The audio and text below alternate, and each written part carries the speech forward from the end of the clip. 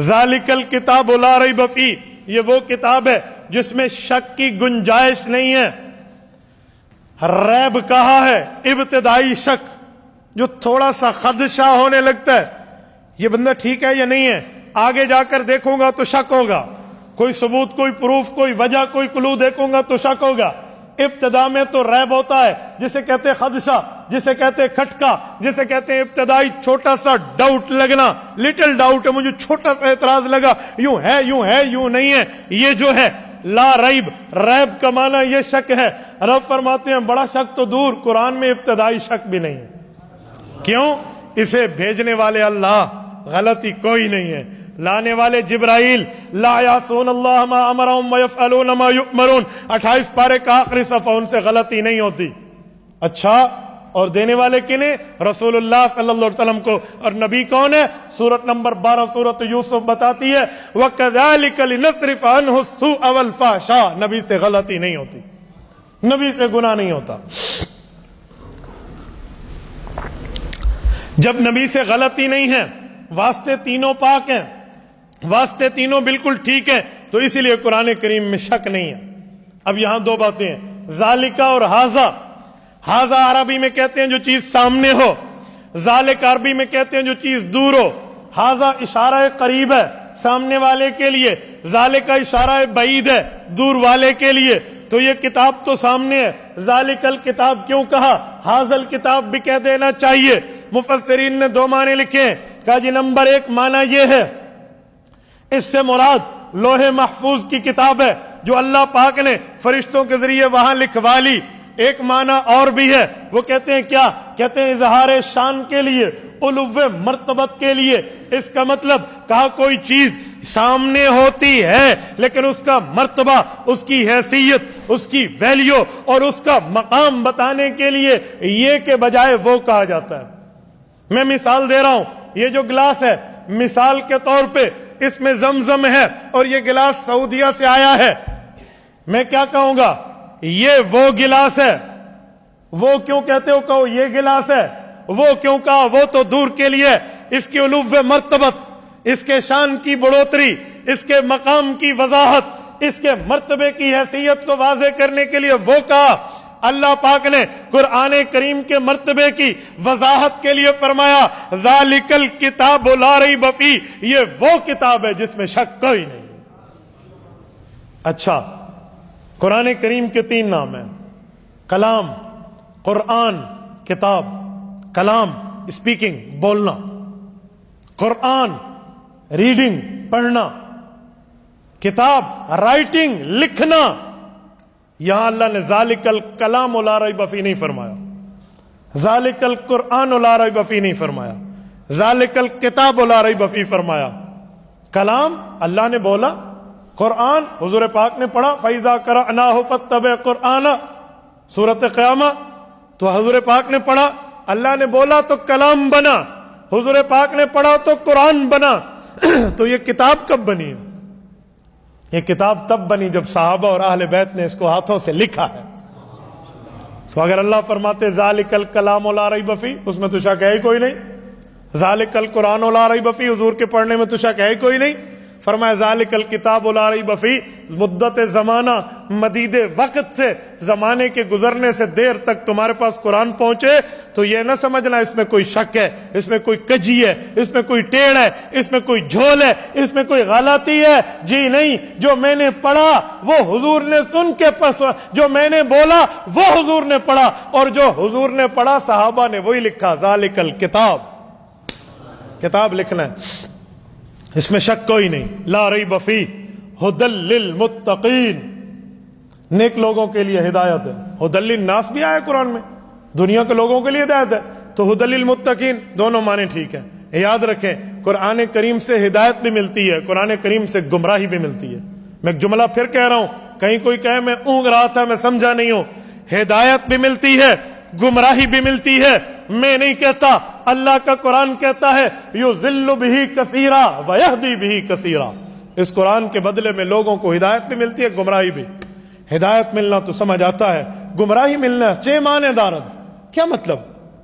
قرآن سے گمراہی میں بتاتا ہوں، ہدایت ملتی ہے، آداب کا لحاظ رکھیں، قواعد اصول کا لحاظ رکھیں اور اس کو پڑھیں اور سمجھیں اور پھیلائیں، ہدایت ہے، بالکل ہدایت ہے۔ گمراہی کیسے؟ ایک بندہ جنبی حالت میں، پلیت حالت میں، جب کلام پڑھنا جائز نہیں ہے وہ قرآن اٹھا لے، مسجد آنا جائز نہیں ہے وہ مسجد کے محراب میں بیٹھ جائے اور ادھر تلاوت کر کے باتیں شروع کر دے، بتائیں اسے ہدایت ملے گی؟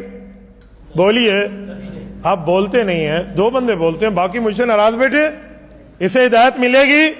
نہیں ملے گی۔ کیوں؟ اس نے آداب کا خیال نہیں رکھا، پتہ چلا اسے گمراہی ملے گی۔ تو اصل تو ہدایت ہے نا، اس پر مضبوط رکھنے کے لیے قرآن کریم تقوی والوں کو ہدایت کرتا ہے۔ المتقین، تقوی نکلا ہے۔ تقوی کسے کہتے ہیں؟ تقوی کا مطلب امام قرطبی رحمۃ اللہ علیہ کی الجامع لاحکام القرآن اٹھائیں، اس آیت کی شرح اٹھائیں، سئل عمر بن الخطاب رضی اللہ عنہ عن التقوی، حضرت عمر کی محفل ہے، دربار فاروقی لگا ہوا ہے، تقوی کا معنی، تقوی کا مطلب، تقوی کی تفسیر، تقوی کی تشریح، صحابہ کی پارلیمنٹ میں یہ بات آتی ہے۔ حضرت عمر نے دائیں بائیں دیکھا، نظر ٹک گئی سیدنا ابی بن کعب رضی اللہ عنہ پہ، اقرأہم، صحابہ کرام میں سب سے بڑے قرآن کریم کے علوم کے ماہر حضرت ابی، جو سب سے بڑے قاری اور مجود ہیں۔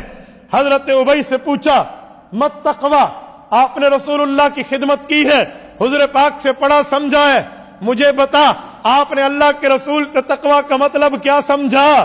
تقوی کا معنی کیا ہے؟ لفظی ترجمہ تو ہے گناہ کو چھوڑنا، گناہ سے بچنا۔ حضور پاک نے اس کا مطلب کیا بتایا؟ تھوڑی تفصیل سے بتائیے۔ حضرت عمر کو حضرت ابی فرمانے لگے، امیر المؤمنین ایک سوال کا جواب دیجئے، اما سلکت طریق ذا شوک، کبھی ایسے کانٹے دار جھاڑی سے گزرے ہو جہاں کانٹے آپ کی کپڑوں سے الجھنے کا خطرہ موجود رکھتے ہوں؟ کہتے ہیں نام سلک تو مرارا، کئی بار گزرا ہوں۔ کیف سلک، گزرنے کی کیفیت کیا ہوتی ہے؟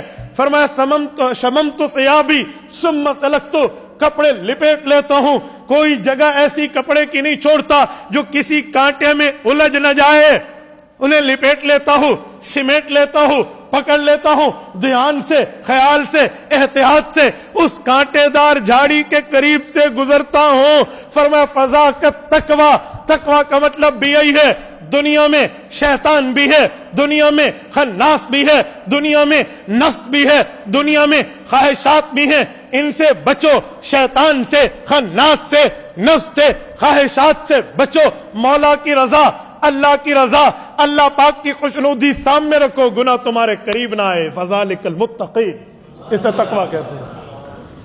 الذین یؤمنون بالغیب، الذین، وہ لوگ، اس میں موصول، یؤمنون بالغیب، یؤمنون مضارع ہے، عربی زبان میں مضارع کا معنی استمرار تجددی، انگلش میں کہتے ہیں کنٹینیوسلی سینٹینس، فعل حال جاری، اس میں پاسٹ کی بات نہیں ہے بلکہ ورلڈ ان فیوچر، یہ مضارع کا لفظ مستقبل اور حال کا لفظ ہے۔ یؤمنون بالغیب، وہ لوگ جو غیب پر ایمان لا رہے ہیں۔ کیا مطلب؟ اگر ایمان لا چکے کی بات ہوتی تو کوئی کہہ دیتا ایمان کے بعد شاید ایمان کو چھوڑ دیا تھا، رب نے یوں نہیں فرمایا، فرمایا صحابہ کا ایمان تر و تازہ رہتا ہے۔ یؤمنون بالغیب، اچھا ایمان کیسے لاتے ہیں؟ ان کو اپنے اللہ پر، مولا پر، اپنے خدا پر، اپنے الہ پر، رب العالمین پر اتنا تیقن حاصل ہے، اتنا یقین کامل حاصل ہے کہ بن دیکھے اسے مان لیتے، بن دیکھے۔ اور بن دیکھے صرف مانتے نہیں ہیں، مؤمن و مسلم بن دیکھے اللہ کے ہونے کی گواہی دیتا ہے۔ آپ کہیں گے بن دیکھے بھی گواہی ہوتی ہے؟ گواہی کے لیے تو آئی وٹنس شرط ہے، چشمدید گواہ شرط ہے، بن دیکھے گواہی کیسے ہے؟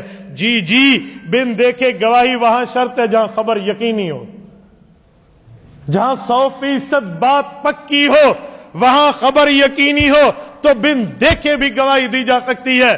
وہ کیسے؟ سورۃ نحل، سورت نمبر 17، آیت نمبر 190، وَجِئْنَا بِكَ شَهِيدًا عَلَىٰ هَٰؤُلَاءِ، اس آیت کی شرح اٹھائیں، اس آیت کا مطلب اٹھائیں، تفسیر عثمانی دیکھ لیں، مختصر تفسیر ہے۔ اس آیت کے تحت لکھتے ہیں قیامت کے دن امت محمدیہ کی یہ شان اور مرتبت ہوگی کہ وہ پچھلی امتوں کے خلاف گواہی دے گی، وہ امم پوچھیں گی تم نے تو ہمیں اپنی آنکھوں سے نہیں دیکھا، ہمارے خلاف تمہاری گواہی معتبر کیسے ہو سکتی ہے؟ وہ جرح کریں گے، یہ اپنی گواہی کی تعدیل کرتے ہوئے کہیں گے ہمارے پاس سچے پیغمبر آئے، انہوں نے تمہارا حال بتایا تو سچی خبر پہ ہم گواہی دے رہے ہیں۔ وَكَذَلِكَ جَعَلْنَاكُمْ أُمَّةً وَسَطًا لِتَكُونُوا شُهَدَاءَ عَلَى النَّاسِ، آیت نمبر 145 سورت نمبر 2 سورۃ البقرہ دوسرے پارے کا پہلا صفحہ۔ رب العزت نے فائنل فرما دیا ہے یہ امت محمدیہ کی شان۔ تو امت محمدیہ میں طبقہ اولا تو صحابہ کی شان ہے۔ تبارك الذي نزل الفرقان على عبده ليكون للعالمين نذيرا۔